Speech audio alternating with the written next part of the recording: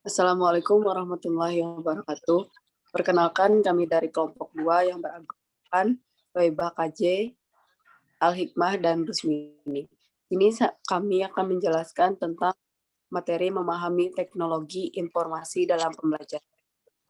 Pada penjelasan yang pertama, yang akan dijelaskan oleh saya sendiri, yaitu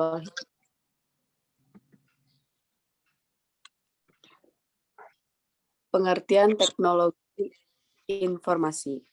Secara etimologi, teknologi informasi merupakan terjemahan dari bahasa Inggris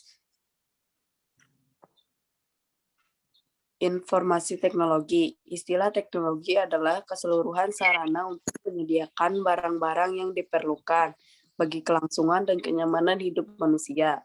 Sedangkan informasi adalah pemberitahuan, kabar atau berita tentang sesuatu.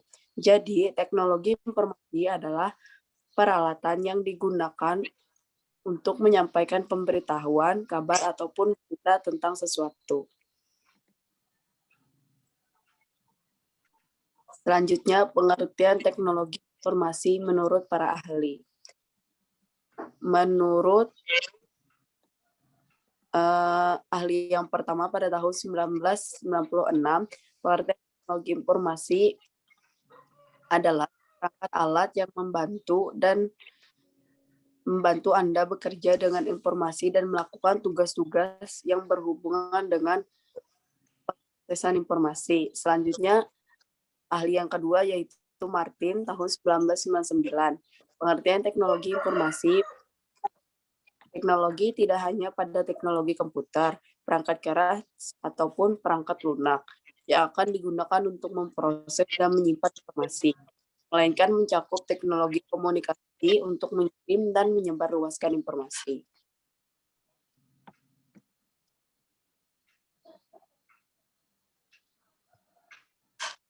Selanjutnya, menurut Williams dan pada tahun 2003, pengertian informasi adalah teknologi yang mengembangkan komputer, mengambungkan komputasi atau komputer dengan keseluruhan komunikasi kecepatan tinggi yang membawa data, suara, dan video. Selanjutnya, menurut OECD, teknologi informasi adalah termasuk di dalam jaringan telekomunikasi yang bisa dalam konteks bisnis atau usaha. Selanjutnya, pengertian informasi menurut ITTA adalah suatu studi perancangan, implementasi, dan manajemen sistem informasi berbasis komputer, terkhususnya pada aplikasi perangkat keras dan perangkat lunak.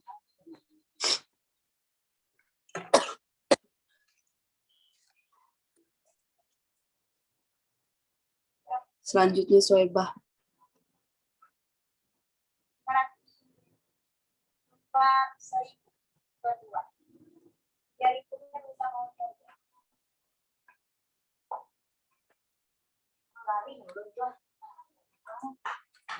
Selanjutnya, Soebah.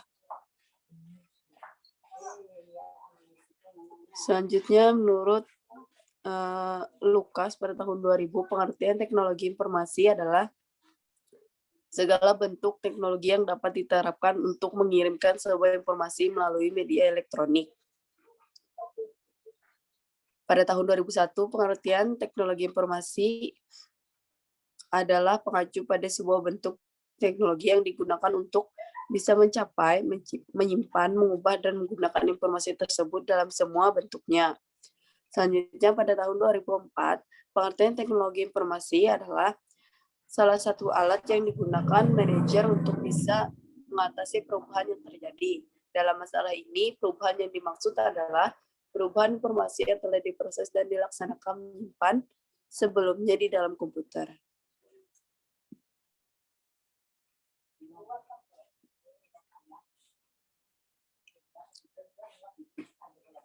Selanjutnya, pengertian teknologi informasi adalah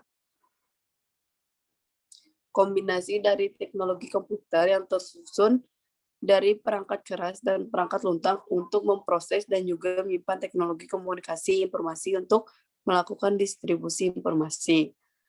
Selanjutnya, Wikipedia pengertian informasi adalah informasi menurut Wikipedia adalah istilah umum untuk teknologi. Apapun yang dibantu manusia dalam membuat, mengubah, dan menyimpan, ataupun mengomunikasikan dan menyebarkan informasi.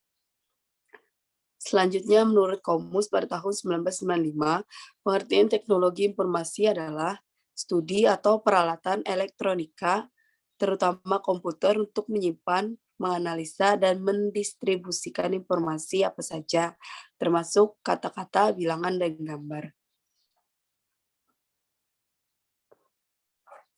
Selanjutnya akan dilanjutkan oleh Rusmini. Manfaat teknologi informasi dalam pembelajaran. Dalam pembelajaran, teknologi informasi memiliki banyak fungsi dan manfaat diantaranya. 1. Meningkat keterampilan dan kompetensi menjadi kompetensi. 2. Menjadi infrastruktur pembelajaran. 3. Menjadi sumber dan bahan ajar. 4. Menjadi alat bantu dan fasilitas pembelajaran. 5. Menjadi pendukung manajemen. 6. Menjadi sistem pendukung keputusan. Di sini saya akan menjelaskan meningkatnya keterampilan dan kompetensi. Pertama, setiap pemangku kepentingan harus memiliki kompetensi dan keahlian dalam menggunakan teknologi informasi untuk pendidikan dan pembelajaran. Kedua, informasi merupakan bahan mentah dari pengetahuan yang harus diolah melalui proses pembelajaran. 3. Membagi pengetahuan antar satu peserta didik dengan yang lainnya bersifat mutlak dan tidak berkesudahan. 4. Belajar mengenai cara belajar yang efektif dan efisien bagi pengajarnya. 5. Belajar adalah proses seumur hidup atau long life yang berlaku bagi setiap individu manusia. Selanjutnya, menjadi infrastruktur pembelajaran. 1. Saat bahan ajar banyak disimpan dalam format digital dengan model yang beragam seperti multimedia. 2. Para peserta didik dan para instruktur aktif bergerak dari satu tempat ke tempat lainnya. 3. Proses pembelajaran dapat dilakukan di mana dan kapan saja. 4. Perbedaan letak geografis tidak menjadi batasan proses pembelajaran.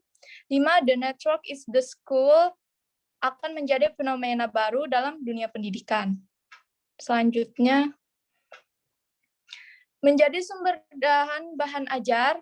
1. Ilmu pengetahuan berkembang sedemikian cepatnya. 2. Pengajar yang hebat tersebar di berbagai belahan dunia. 3. Buku-buku, bahan ajar, dan referensi diperbarui secara kontinu. 4. Inovasi memerlukan kerjasama pemikiran. 5. Tanpa teknologi, proses pembelajaran yang up to date membutuhkan waktu yang lama. Selanjutnya, menjadi bantu dan fasilitas pembelajaran. 1. Penyampaian pengetahuan pertimbangan konteks dunia nyata. 2. Memberikan ilustrasi berbagai fenomena ilmu pengetahuan untuk mempercepat penyerapan bahan ajar. 3. Pelajar diharapkan melakukan eksplorasi terhadap pengetahuan secara lebih bebas dan mandiri. Menjadi pendukung manajemen pembelajaran. Setiap individu memerlukan dukungan pembelajaran tanpa henti setiap harinya. 2. Transaksi dan interaksi antara stakeholder memerlukan pengelolaan back office yang kuat. 3. Kualitas layanan pada pengelolaan administrasi pendidikan seharusnya ditingkatkan secara bertahap. Next. Menjadi sistem pendukung keputusan, setiap individu memiliki karakteristik dan bakatnya masing-masing dalam pembelajaran. Pengajar seharusnya meningkatkan kompetensi dan keterampilan dalam berbagai bidang ilmu. Sumber daya yang terbatas, pengelolaan yang efektif seharusnya dilakukan. Institusi seharusnya tumbuh dari waktu ke waktu dalam hal jangkauan dan kualitas. Selanjutnya, manfaat penggunaan internet dalam teknologi informasi. Selain itu, manfaat yang sudah disebutkan di atas berikut, ada beberapa manfaat internet dalam teknologi informasi yang kami dapat dari internet. 1. Internet sebagai gudang informasi. Dengan adanya internet, dunia ilmu pengetahuan semakin terbuka bagi siapa saja. Penyebaran informasi berlangsung cepat, segala informasi di belahan dunia maupun manapun dapat diperoleh dalam sekejap. Informasi yang tadinya sulit diperoleh saat ini sudah bukan sesuatu yang sulit lagi. Dengan memanfaatkan fasilitas searching engine atau mesin pencari, pencarian informasi dapat dilakukan dengan mudah, baik berupa data, berita, file, gambar, musik, maupun film. Selanjutnya, internet sebagai berita online. Sekarang tidak perlu menunggu hingga pagi untuk membaca berita terbaru. Banyak halaman web atau halaman situs internet yang menyediakan berita-berita dunia secara update atau secara diperbarui dalam waktu ke waktu sesuai perkembangan berita yang ada. Berita apa saja ada, mulai dari olahraga, politik, keuangan, sains dan teknologi, cuaca, ekonomi, budaya, dan sebagainya. Sebagian surat kabar atau majalah yang ada di Indonesia juga menyediakan layanan berita online. Internet sebagai perpustakaan online. Bentuk khusus dari internet sebagai gudang informasi adalah tersedianya fasilitas perpustakaan online yang kumpulan-kumpulan situs website dari perpustakaan kelas dunia. Di situs ini dapat membuat buku secara online maupun offline, atau situs diunduh atau disimpan di komputer terlebih dahulu, sehingga dapat dibaca tanpa memerlukan koneksi internet. Selanjutnya,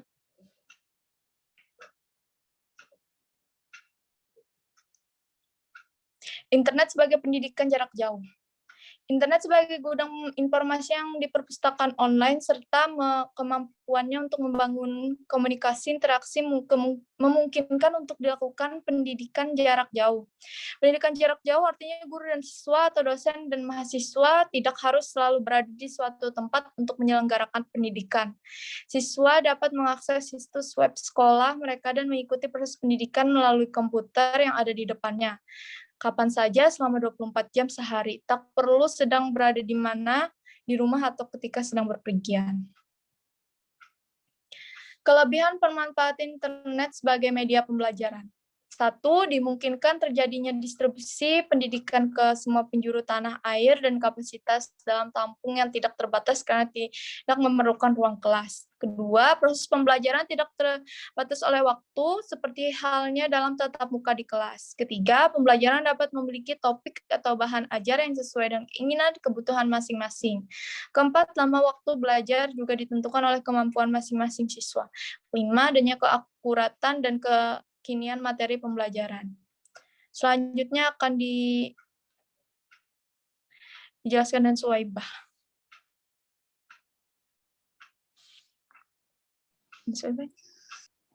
Kelemahan pemanfaatan internet sebagai media pembelajaran. Kemajuan TIK juga akan semakin mempermudah terjadinya pelanggaran terhadap hak atas kekayaan intelektual karena semakin mudahnya mengakses data menyebabkan orang yang bersifat plagiatis akan melakukan kecurangan. Yang kedua, walaupun sistem administrasi suatu lembaga pendidikan bagaikan sebuah sistem tanpa celah, akan tetapi jika terjadi suatu kecerobohan dalam menjalankan sistem tersebut akan berakibat fatal. Yang ketiga, salah satu dampak negatif televisi adalah melatih anak untuk berpikir pendek dan bertahan berkonsentrasi dalam waktu yang singkat.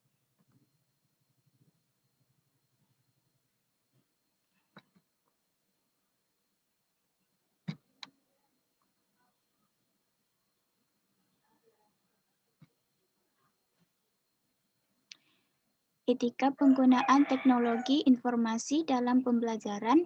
Etika bermakna sekumpulan asas atau nilai yang berkenaan dengan akhlak, tata cara, adat sopan santun, mengenai benar dan salah tentang hak dan kewajiban yang dianut oleh suatu golongan atau masyarakat, Maka dengan demikian, etika penggunaan teknologi informasi dalam pembelajaran akan terkait dengan asas atau nilai yang berhubungan dengan akhlak, tata cara, nilai mengenai benar dan salah, hak dan kewajiban tentang IT yang dianut oleh suatu golongan atau masyarakat dalam pendidikan.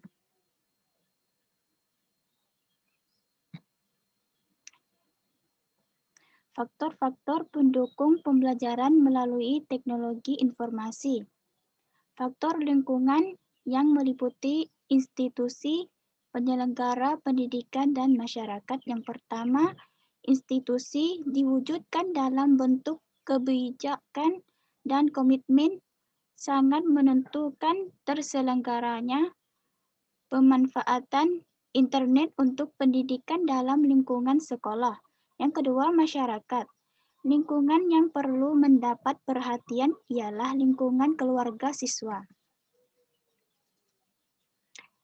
Siswa atau peserta didik meliputi usia, latar belakang, budaya, penguasaan bahasa, dan berbagai gaya belajarnya.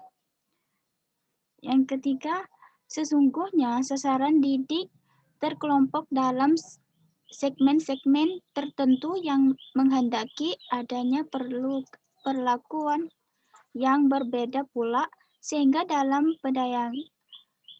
pendayagunaan internet di sekolah akan lebih baik apabila melakukan segmentasi secara lebih homogeni, baik ditinjau dari aspek demografi maupun psikografi.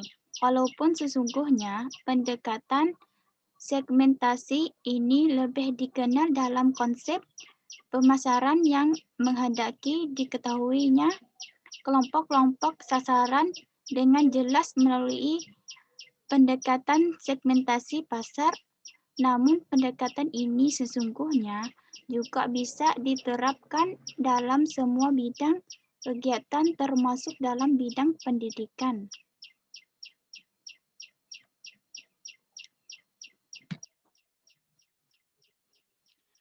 Guru atau pendidik meliputi latar belakang, usia, gaya mengajar, pengalaman, dan personalitinya.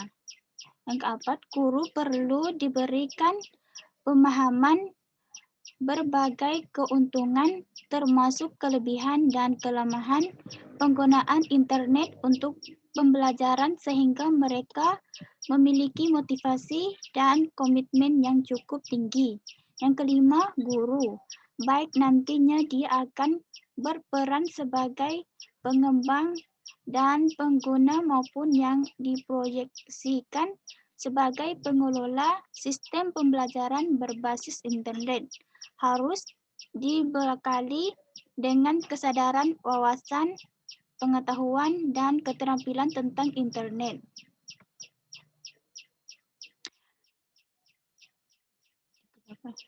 Yang ke-6, guru yang akan dilibatkan dalam pengembangan dan pemanfaatan internet untuk pembelajaran hendaknya memiliki pengalaman dan kemampuan mengajar yang cukup.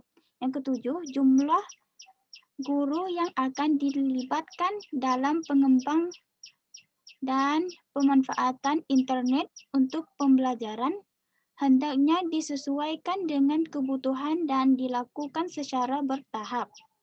Yang kedelapan, guru harus memiliki komitmen dan keseriusan dalam mengenai pengembangan dan pemanfaatan internet untuk pembelajaran. Yang kesembilan, tetap menjaga gaya mengajar tiap-tiap guru karena hal itu akan dicerminkan dalam cara pembelajaran mereka kelak di sistem pembelajaran dengan internet.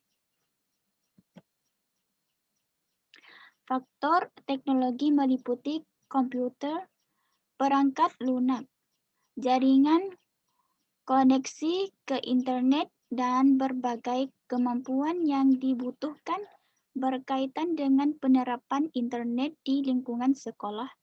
Terselenggaranya kegiatan pembelajaran dengan dukungan internet maka setelah ketiga unsur di depan dipenuhi dengan kondisi sebagaimana telah diuraikan, maka faktor teknologi merupakan suatu hal yang juga mutlak harus tersedia dan harus memenuhi standar minimal yang dipersyaratkan, baik yang berkaitan dengan peralatan, instruktur, pengoperasian, dan perawatan. Kesimpulan, perkembangan teknologi informasi yang semakin pesat di era globalisasi saat ini tidak bisa dihindari lagi pengaruhnya terhadap dunia pendidikan. Tuntutan global menuntut dunia pendidikan untuk selalu dan senantiasa menyesuaikan perkembangan teknologi terhadap usaha dalam peningkatan mutu pendidikan, terutama penyesuaian penggunaannya bagi dunia pendidikan khususnya dalam proses pembelajaran.